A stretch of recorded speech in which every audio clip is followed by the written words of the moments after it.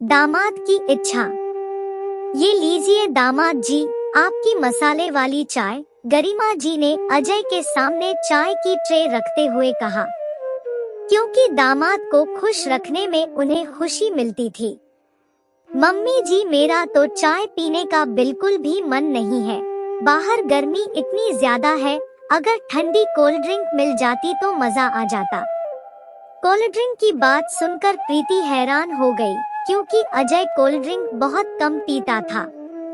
कितनी भी गर्मी हो, उन्हें तो चाय ही चाहिए। दामाद जी, अभी गर्मी ज्यादा नहीं हुई है, इसलिए घर में कोल्ड ड्रिंक नहीं है, मगर कोई बात नहीं, पापा अभी जाकर ले आएंगे। गरिमा जी थोड़ी बेबस होकर बोली। अजय, आपको तो चाय पसंद है ना, तो अभी चाय पी लीजिए, कोल्ड ड्रिंक थोड़ी देर बाद आ जाएगी, प्रीति मनोहार करते हुए बोली। अरे प्रीति, ये कैसी बात कर रही है? दामाद जी का कोल्ड ड्रिंक पीने का मन है, तो वो अपना मन क्यों मारे?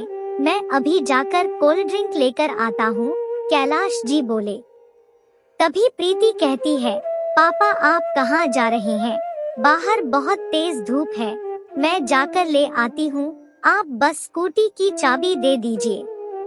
बेटा, स्कूटी अभी जरा खराब है, तुम धूप में कहाँ जाओगी? मैं पैदल जाकर ही ले आता हूँ, कैलाश जी ने कहा। प्रीति बेबसी से बोली, पापा धूप में पैदल जाकर तो आप भी परेशान हो जाओगे।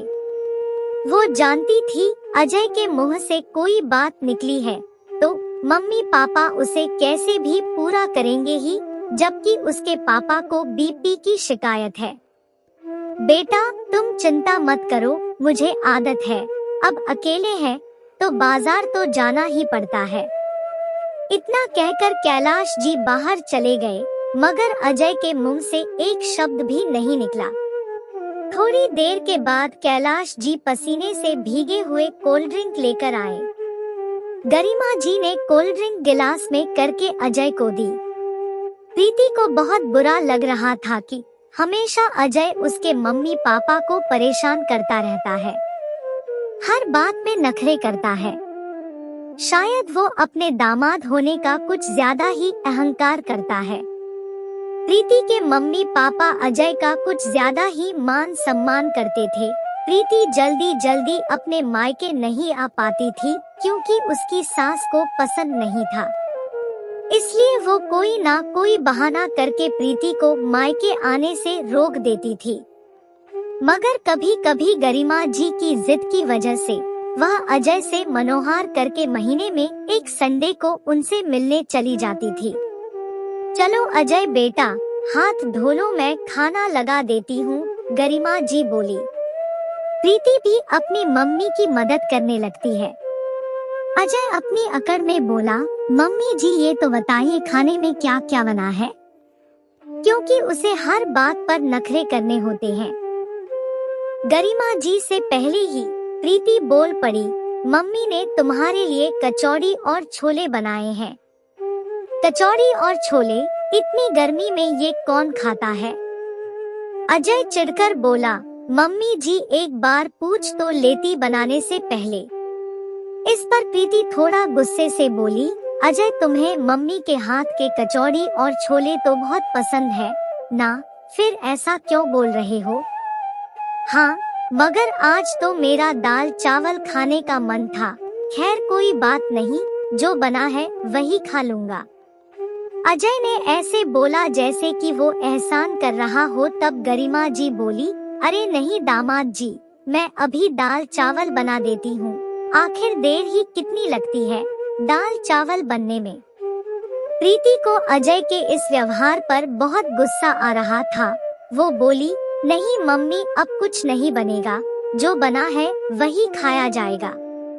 जब भी अजय प्रीति के मायके आता तो ऐसी ही बातें करता था। अब गरिमा जी और कैलाश जी की उम्र हो चुकी थी। प्रीति का भाई नौकरी की वजह से अपने परिवार के साथ बाहर रहता था, इसलिए सारा काम गरिमा और कैलाश जी को ही करना पड़ता था। अजय वैसे तो बहुत अच्छा था, मगर पता नहीं उसे ससुराल आते ही क्या हो जाता था। दामाद होने का अहंकार आ जाता था, वो यहाँ आकर नखरे करना शुरू कर देता था। जबकि घर पर जो भी हो, जैसा भी हो, चुपचाप खा लेता था। गरिमा जी ने टेबल पर खाना परोस दिया और खुद गरम गरम कचौड़ी तलने के लिए खड़ी हो गई। अभी खाना शुरू ही हुआ था कि अजय बोला, मम्मी जी पापड़ नहीं दिख रहे हैं। अजय फिर शुरू हो गया, मुझसे तो पापड़ के बिना खाना नहीं खाया जाता। गरिमा जी बोली, बेटा पापड़ तो खत्म हो गए हैं, इसलिए नहीं तले, मगर तुम चिंता मत करो, तुम्हारे पापा अभी बाजार जाकर ले आएंगे, बस थोड़ी देर रुको। हाँ हाँ, मैं अभी बाहर की दुकान से पापड़ लेकर आता हूँ। अब पानी सर से ऊपर हो गया था।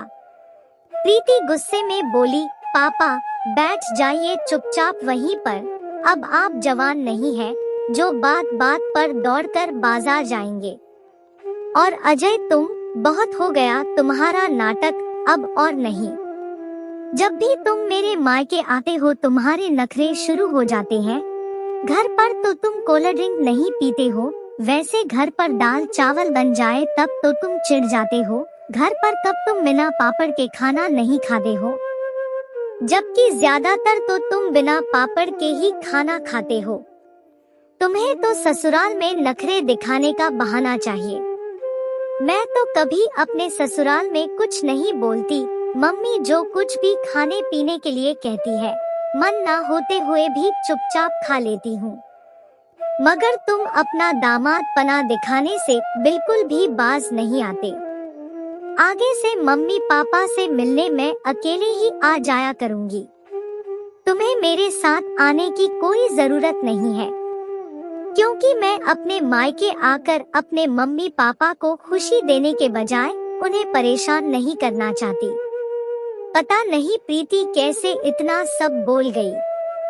बेटा, ये दामाद जी का ससुराल है, उनका जो मन करे उन्हें खाने दो, गरिमा और कैलाश जी एक साथ बोले।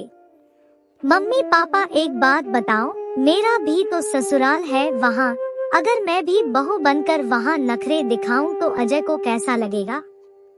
मम्मी जी, पापा जी, प्रीति बिल्कुल सही कह रही है, मगर मैंने पापा को हमेशा नाना मामा के घर ऐसा ही व्यवहार करते हुए देखा है, शायद ये व्यवहार उन्हीं की देन है।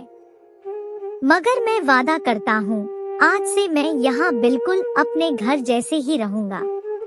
अजय अपने व्यवहार पर पछताते हुए बोला। थैंक यू अजय, मेरी बात का मान रखने के लिए, मम्मी पापा को परेशान ना करने के लिए। अब सभी मिलकर छोले और कचौड़ी का आनंद उठाने लगे।